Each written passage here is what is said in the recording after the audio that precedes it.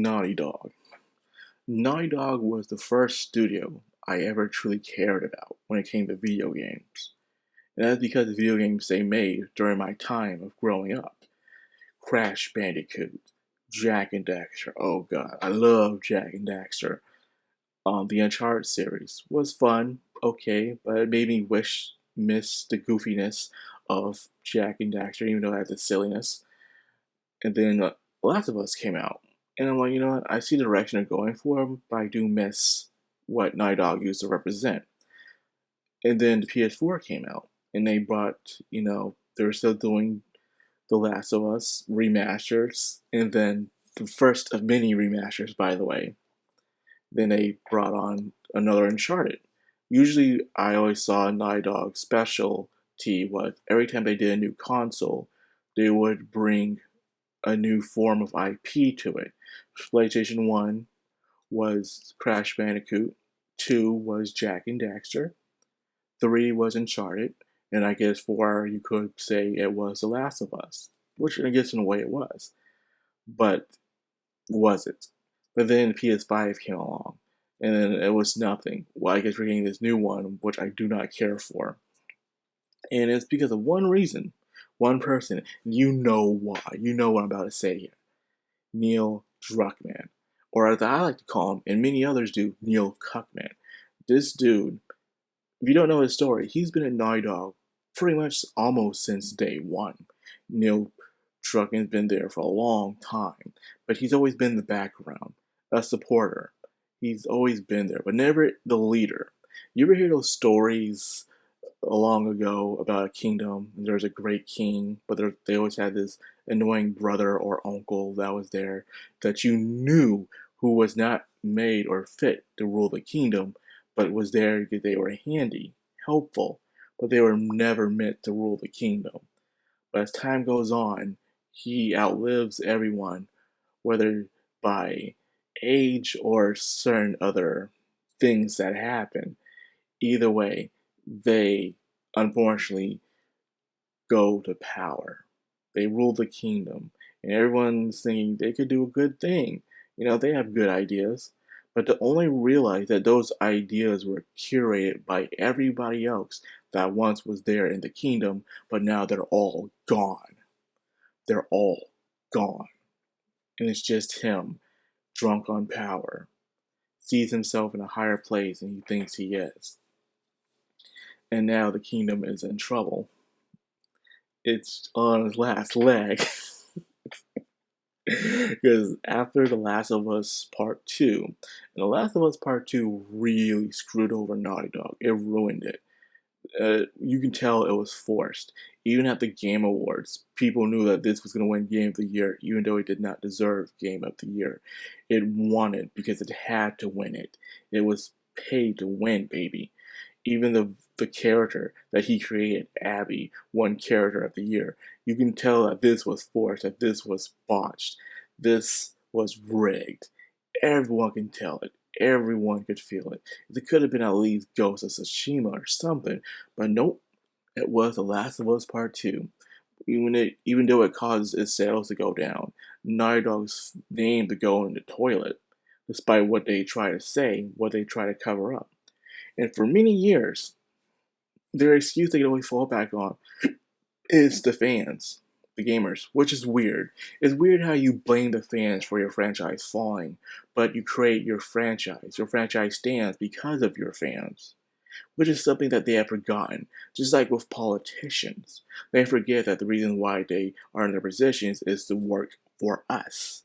They work for us to give us a service that we pay for. That is the point. That is their purpose. It's always been their purpose. They create a game for us to enjoy the game. If we don't enjoy the game, it is not our fault. It is their fault. But they've gone so high up in power that they completely forgot that. They went full Hollywood on themselves. Mainly Neil Cuckman. And because of that, here we are today. So for years, Neil Cuckman has blamed fans of the hatred of Last of Us Part 2. It's always been like that. Oh, don't worry, we'll just blame the fans. We'll just blame the fans. But how is it our fault? It's not our fault that we don't like the project that you made.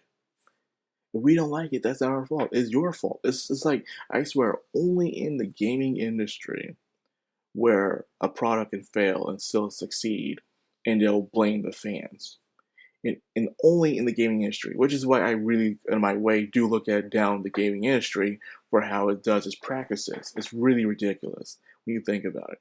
If you go to a restaurant and you don't like the food, or there's something wrong with the food, the cook is not going to go to you and say it's your fault. When you buy a car and something's wrong with the car, and you go back and you complain about the car, they're not going to say it's your fault. Anywhere in any industry where they screw up and you complain, it is never your fault. Only in the gaming industry where it can be your fault, and they'll make a bad product and somehow it'll still succeed. And not by sales, not by numbers, but just because of the higher ups like it, and that's all that matters. It is ridiculous. It is sad. Now, I'm on this. We're talking about The Last of Us Part 2. Last of Us Part 2 is where they took everything from The Last of Us Part 1, where you can be a good person and still do bad things, where the end of the world is different, morality is different, survival means everything, and you do whatever it takes to protect what's left that you have, no matter the cost. So when I was playing the first Last of Us, it reminded me of The Walking Dead, the first season of The Walking Dead, the Telltale games. I love those games, by the way. And it reminded me of Lee and Clementine. It really did, but more aggressive Lee and a more wisecracking Clementine. So I enjoyed that thing. During that time, PlayStation was doing a lot of the father-daughter duos. Bioshock Infinite, and plenty of other games as well, where they're doing that father-daughter thing a lot, and I enjoyed it. It was nice seeing the father-daughter thing. It was a good formula around the time. They even did with God of War Part 4. But anyways, you can tell that a lot of things felt forced. It just didn't feel right. It really didn't, because they did everything they can to make Joe a bad guy. They even did it in the TV show. They try to set up where they're trying to make it where Joe was a bad dude and everything was his fault. You can just feel how everyone was just crapping on Joe Joel. I mean, every single time. Even Ellie, and Ellie just wouldn't stop, even though most of it was her fault. And in a post-apocalyptic era, you were going to do that stuff. But no, everything had to be that you can tell like he wanted you to hate this character. And a lot of reason why is to prop another character up.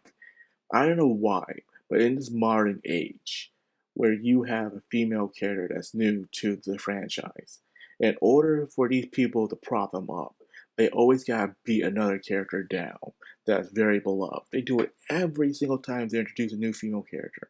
Why can't you just introduce this female character? I understand. Joel probably had to die. But the way it did it, the way he just crapped around him, like, oh, you won't care if Joel died because he was a piece of crap either way. So Ellie's going on revenge for nothing. That didn't work. It did not work because people loved Joel. They understood. And believe it or not, Cuckman, a lot of people do anything and everything to protect their family, no matter the cost. You don't understand that. Whether it's for good or bad things, they will do it within a heartbeat. You may not do it. Maybe it's the reason why you can't stand Joel. Because you can tell he had this personal vendetta against Joel. And then when Joel passed away, they made it look like now you want to hate Ellie. You want to hate Ellie for going after revenge. Dude, you are playing a video game where you're killing thousands by the thousands and you're enjoying it. So why would you think that a character that we've known for years, that we loved for years, lost someone we also loved for years, going out for revenge, to doing the same thing? Oh, we just gotta kill more thousands of people, but this time they have faces and names that we can have. Sign me up. That's what we like. That's exactly what we like. We see revenge stories in video games all the time, and we love it when they get their revenge. Even if the revenge is meaningless, who cares? We love these characters. But for some reason, Neil didn't get the message. So here's season 2. First episode starting off Ellie billing Ellie, and then episode 2 came off. Probably my favorite episode was episode 2. It's funny that they had to change so much in episode 2. They had to change so much. Tommy was not with Joel. Joel or Tommy did not give away their identity. Joe wasn't an idiot, by the way. And for some reason, Abby, the swole girl, was not swole. What's the matter? You couldn't find a swole girl? You couldn't find a muscular girl? You couldn't find a ma'am. You couldn't find a ma'am, man. Instead, you got this average girl who surprisingly looks a lot more like Ellie than Ellie does. And it makes you want, it reminds me again how PlayStation Studios really sucks at their casting. If you remember Uncharted, much as I like Tom Holland, he did not look or sound nothing like Nathan Drake. But the person who was Sully did act like Nathan Drake. Like, why wasn't Sully Nathan Drake? So once again, they did again. They suck at their casting. They really do. But as I was watching The Last of Us Season 2, you can tell the amount of changes that they need to make for this story to make sense. You know something's going up where even Hollywood is saying that your story doesn't make any sense. It is stupid. So we have to change it. So not only that, after episode 2, I am watching this with people who know nothing about The Last of Us, by the way.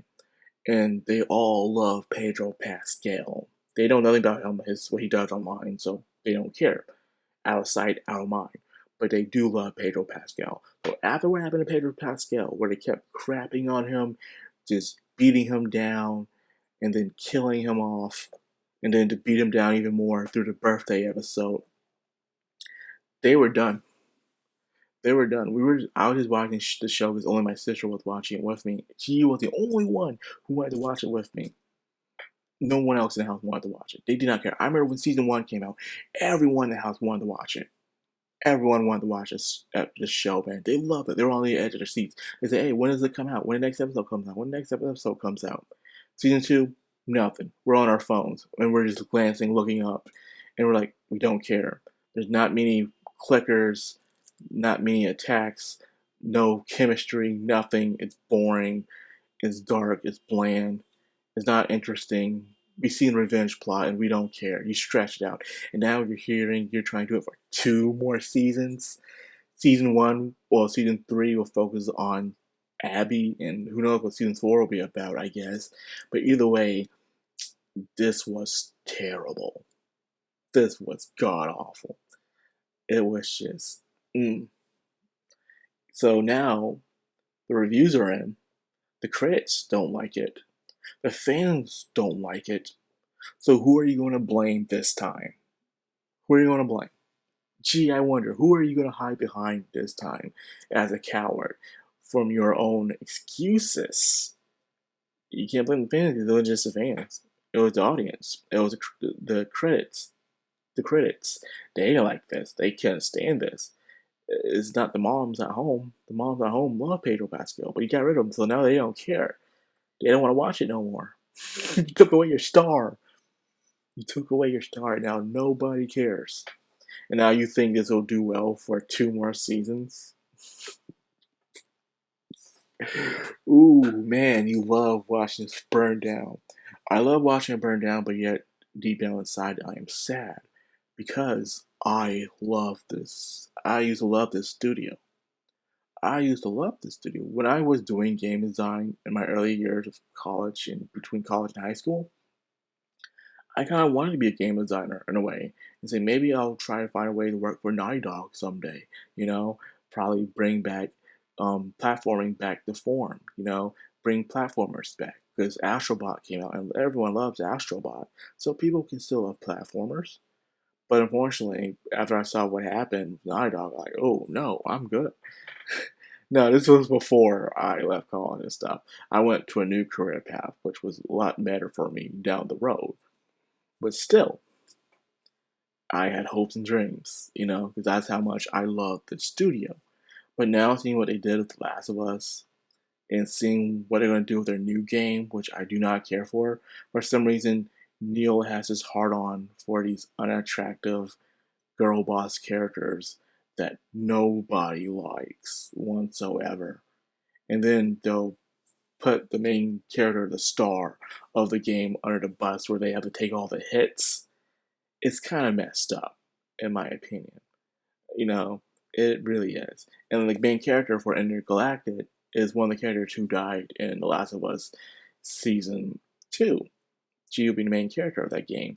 And to be honest with you, it started out good. You know, you had this cool animation style, retro alien police force on TV, and then it just killed it off with this girl shaving her head, going bald, and having the smug attitude that for the last time no one likes. And here we are, just wishing it all just to die, just end. Because the only reason why The Last of Us was successful because it had people who knew how to guide and direct how to do the story.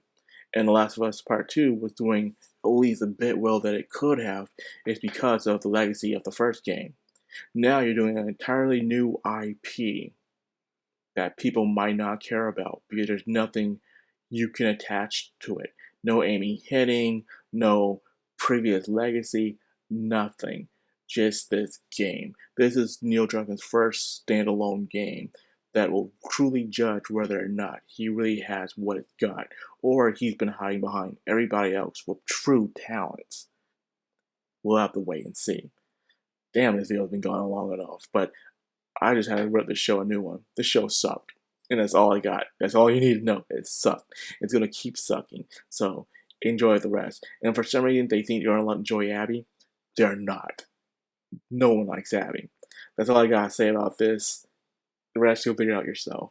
This has the Madcrownxox on anime. Sign out. Good luck out there.